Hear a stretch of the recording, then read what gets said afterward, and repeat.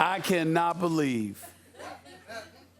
I've never experienced that level of idiocy. I just haven't. I've never experienced such a brain-dead moment.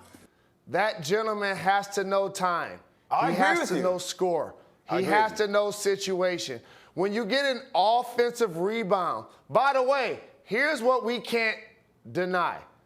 George Hill, make the free throw. Hey, George Hill, make the free throw. Yep. George Hill, make the free throw. LeBron James got 51 points, Greeny. The sixth person to ever score 50 in a finals game. He's carrying these dudes. Like, my back hurts watching LeBron James carry these dudes. And all of a sudden, you get an offensive rebound. You're on the left side of the hoop. Maria, you know this. All you got to do is finger roll it on the right side of the hoop and lay it in. That's might it. Foul you. You're the might hero. We're patting you on the back.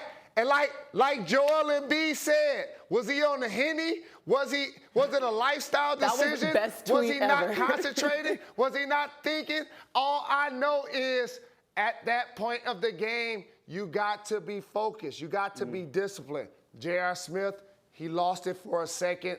That cost the Cleveland Cavaliers not only the game, but Greeny. It cost them an opportunity for a really long series. Yeah, that's day one stuff that you can't ever get wrong in that scenario. Yeah. It's like sitting when a batter's coming up in baseball and you just kind of go around and check in with everyone. You've got the time to catch your breath. You're sitting there at the free throw line. You'd thought there'd been some commiseration, and you heard the frustration on the part of Ty Lue, LeBron James and company after the game, who just assumed that you would have this base level basketball knowledge of what the bleeping score is going into that moment. J.R. Smith saying after the fact that he knew the score makes it worse. It's a lie. It's not true. He obviously didn't know the score. Read his lips. He didn't know the score. He didn't know what was happening. And what is inexcusable as a professional is not knowing time and score.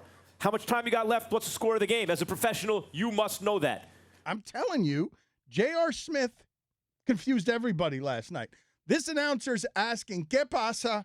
Why did you do that? He's just yelling, why did you do that? You can't play that enough.